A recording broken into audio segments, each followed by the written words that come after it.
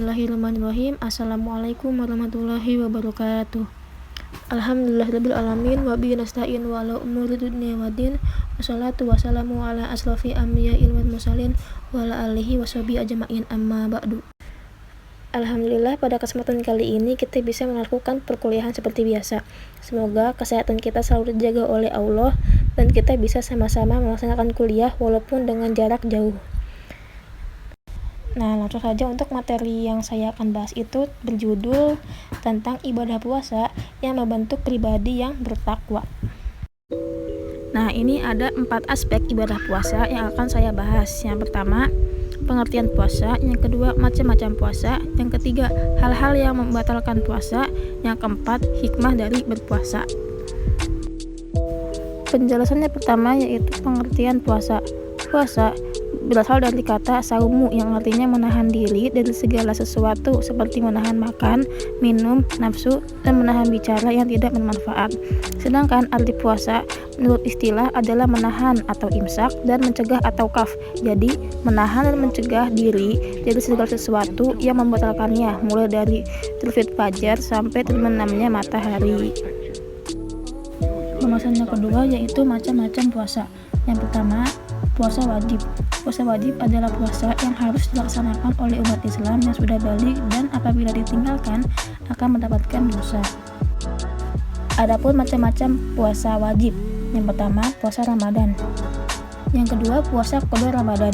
Jadi puasa qada ini dilaksanakan untuk mengganti puasa Ramadan yang ditinggalkan karena ada uzur, sakit, atau berpergian sebanyak hari yang ditinggalkan. Yang ketiga itu puasa kifarat atau kafarat. Nah, yakni puasa kifarat itu dilaksanakan untuk menebus dosa akibat melakukan pembunuhan dan melanggar sumpah. Jadi kalau kita sesama umat muslim ada yang saling membunuh, itu harus ditebus dengan cara melakukan puasa kifarat atau kafarat. Terakhir, yang keempat yaitu puasa nazar. Puasa nazar ini merupakan puasa yang wajib ditunaikan oleh orang yang telah melakukan janji untuk berpuasa. Misalkan jika ada seseorang yang lulus kuliah, dia berjanji untuk puasa, namun jika seseorang itu tidak mampu untuk melakukan nazarnya, maka ia dikenakan denda atau kafarat. Tadi setelah kita menguraikan tentang puasa wajib, sini ada pengertian tentang puasa sunnah. Puasa sunnah selain diperintahkan untuk melaksanakan puasa wajib, kita juga dianjurkan untuk melaksanakan puasa sunnah. Cara mengerjakannya sama seperti puasa Ramadan, yaitu dari terbit fajar hingga terbenamnya matahari. Dalam pelaksanaannya, puasa ini dikaitkan dengan bulan, hari, dan tanggal. Puasa sunnah ini apabila dikerjakan akan mendapatkan pahala, namun apabila tidak dikerjakan tidak akan mendapatkan dosa.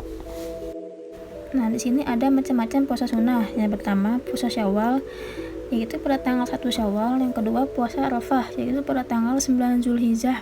Yang ketiga, puasa Senin Kamis, yaitu pada hari Senin dan Kamis. Nah, di sini ada contoh dari puasa sunnah. Yang pertama yaitu puasa Syawal. Jadi puasa Syawal, puasa ini dilaksanakan sesudah tanggal 1 Syawal. Jumlahnya ada 6 hari.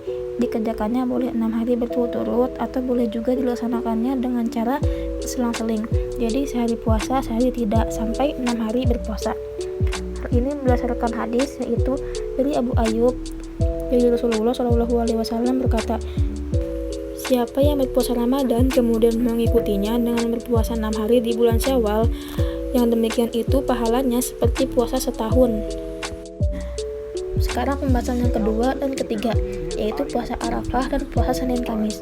Puasa Arafah ini dilaksanakan ketika orang yang melakukan ibadah haji sedang wukuf di padang Arafah, sedangkan orang yang melakukan ibadah haji ini tidak disunahkan melaksanakannya. Keistimewaan puasa ini dapat menghapus dosa selama 2 tahun, yaitu 1 tahun yang lalu dan 1 tahun yang akan datang. Selanjutnya yaitu puasa Senin Kamis. Jadi puasa Senin Kamis ini adalah puasa sunnah yang dilaksanakan pada hari Senin dan Kamis.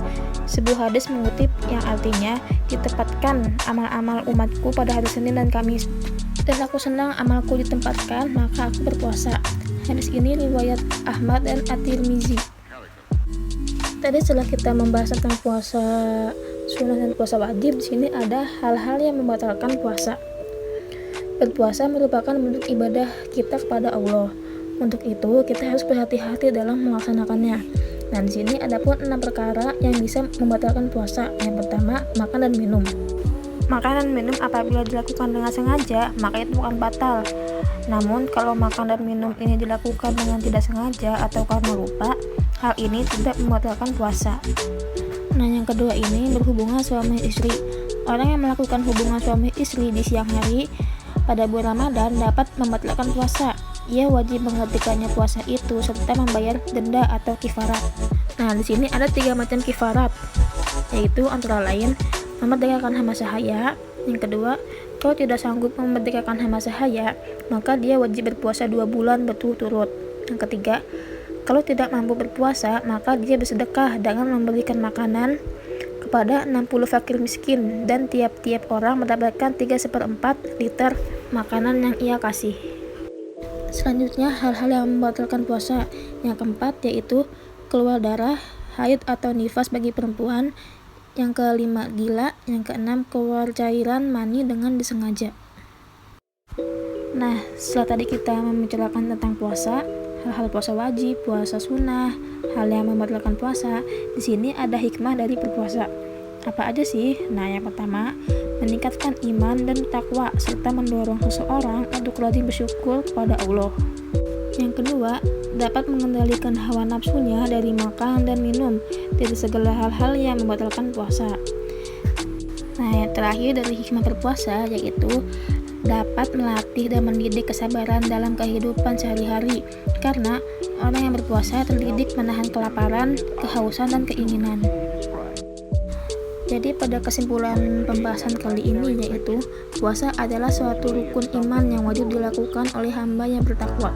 Di dalamnya terdapat manfaat bagi kesehatan jasmani dan rohani. Puasa terdiri atas 2, yaitu puasa wajib dan puasa sunnah.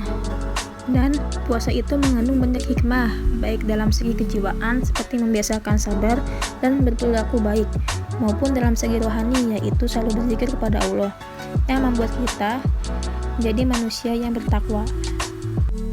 Nah, jadi udah jelas ya pada pembahasan kali ini tentang puasa wajib dan sunnah, hal-hal yang membatalkan, dan hikmah dari berpuasa. Apabila ada pertanyaan, silakan untuk menulis pertanyaannya di kolom komentar ya. Terima kasih. Assalamualaikum warahmatullahi wabarakatuh.